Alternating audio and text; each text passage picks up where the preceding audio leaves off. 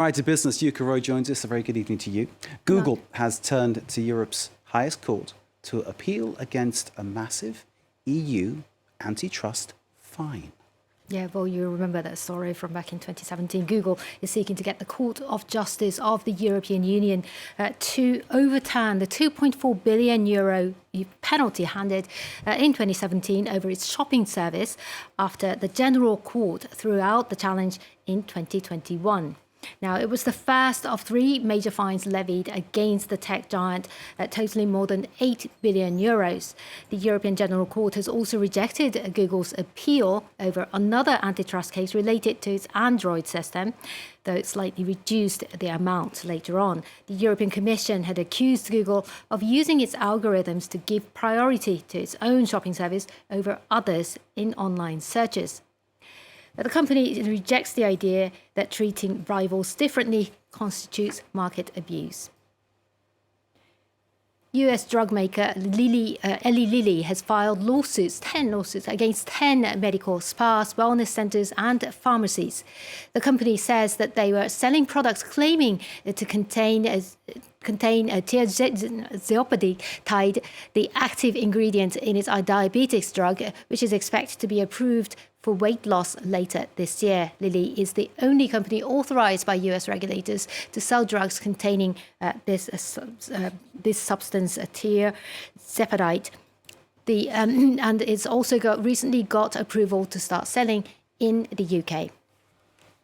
YouTube has suspended a British comedian Russell Brand from making money on the platform following allegations of sexual assault that surfaced over the weekend. Brand found fame on mainstream media, but has since pivoted away from traditional TV to focus on stand-up comedy shows and social media. His YouTube channel has 6.6 million subscribers and a heavy dose of conspiracy theories. The platform says that it cut him off his advert revenue to, quote, protect his community. One expert says it could be effective. Ways that problematic people are recovered within the industry. So there is a template there. It depends on, I suppose, whether legal proceedings are undertaken and how successful they are, as to whether he and his management feel that he is recoverable, I suppose. But I think the economics is a big factor here. You know, if he still makes money for people, people will put him on, because the kind of misogyny in his material is very much present on the circuit anyway. The US Securities and Exchange Commission has charged a New York-based firm and its owner with failing to register with regulators while acting as an investment advisor to a Russian billionaire.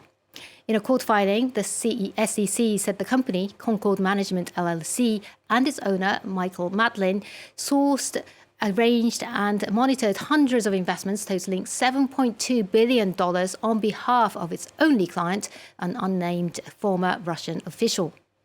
The alleged illegal activity took place from at least 2012 to 2022. In March of that year, both the firm and the owner were added to the UK's and the EU's sanctions list. The New York Times has previously reported that Russian oligarch Roman Abramovich was the firm's sole client. Let's check in on the day's trading action now. And Wall Street indices ended the day all in the red, with investors being cautious ahead of the Federal Reserve's key policy meeting coming up tomorrow. The central bank has raised interest rates to 5.25% since March of last year. Elon Musk has suggested that all users of his social media platform X, formerly called Twitter, may have to pay to use the platform.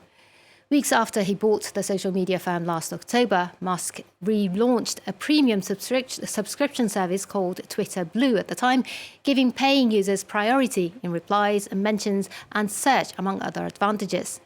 During a conversation with Israeli Prime Minister Benjamin Netanyahu on Monday, the tech boss said that a payment system was the only effective way to counter bots. Let's take a listen.